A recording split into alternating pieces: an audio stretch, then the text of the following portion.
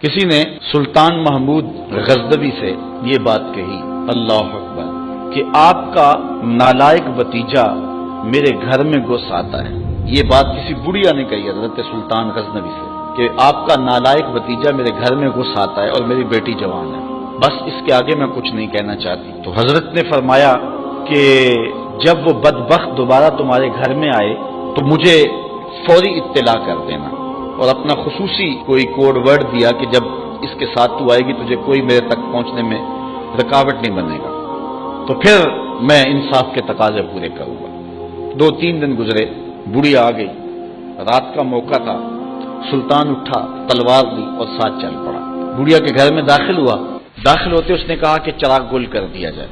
چراغ گل کر دیا گیا تو اس نے جا کے اس نوجوان کی گردن کاٹ دی۔ پھر اس کے بعد اس نے کہا کہ مجھے پانی دیا جائے۔ اس نے پانی کا کٹورا دیا، اس نے پانی پیا، پھر کہا اب چراغ جلا دو۔ جب چراغ جلایا گیا تو اس نے لاش کو دیکھا اور کہا الحمدللہ۔ بڑھیا نے کہا کہ مجھے بتائیں کہ آپ نے یہ 3 کام بڑے عجیب کیے ہیں، جب آئے ہیں تو چراغ بند کروایا ہے، پھر پانی مانگا ہے اور پھر الحمدللہ کہا ہے۔ تو بادشاہ نے ٹالا، کہا کہ اس راز کو راز رہنے دیا جائے، لیکن بڑھیا ضد کر گئی۔ تو بادشاہ نے کہا سنو کہ تم نے کہا تھا کہ آپ کا بھتیجا ہمارے گھر میں گھس آتا ہے اور میری بیٹی جوان ہے، تو جب میں تمہارے گھر داخل ہوا تو میں نے چراغ اس لیے بجھوا دیا تھا کہ کہیں عدل کے تقاضے پورے کرنے میں رکاوٹ نہ بنے اور بھتیجے کا چہرہ مجھے انصاف کرنے سے روک نہ دے، تو میں نے اس لیے چراغ بجھوا دیا۔ کہا بات سمجھ آ گئی۔ تو کہا آپ نے جب چراغ بعد میں روشن کروایا تو الحمدللہ کیوں کہا؟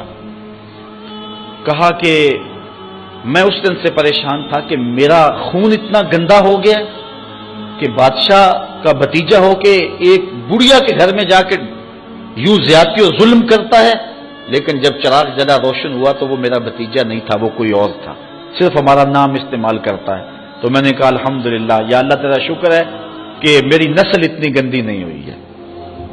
تو کہا آپ نے پھر فوری پانی منگوایا اور پیا۔ بادشاہ نے کہا بڑھیا یہ راز رہنے دو، یہ نہ پوچھو۔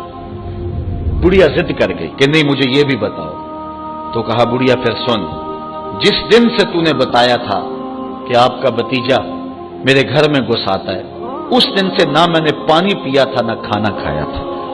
میں نے کہا تھا جب تک ظالم کو کیفر کردار تک نہیں پہنچا دیتا اتنی دیر تک نہ کھانا کھاؤں گا نہ پانی پیوں گا۔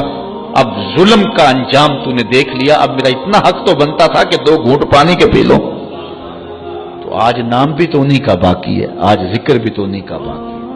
جن لوگوں نے عدل و انصاف کے بخیے ادھیڑ کے رکھ دیے پھر حرف غلط کی طرح مٹ جاتے ہیں، ان کی قبروں کے نشان بھی باقی نہیں رہتے۔ دنیا کے اوپر کتنے لوگ تھے، رضا شاہ پہلوی دیکھ لیں، ایران کا شہنشاہ ایران دیکھ لیں، کہ پھر بعد میں دیکھیے کہ ان کو قبر کے لیے جگہ نہیں مل رہی۔ تو جنہوں نے عدل کیا، جنہوں نے انصاف کیا، تو زمانے کے اوپر نام انہی کا رہتا ہے۔ اور کسی ملک میں کسی جگہ پہ عدل و انصاف سے ہی ملک اور وطن قائم رہتے ہیں۔ الملک یدوم بالکفر ولا یدوم بالظلم، ملک کفر سے تو قائم رہ سکتے ہیں لیکن ظلم سے قائم نہیں رہتے۔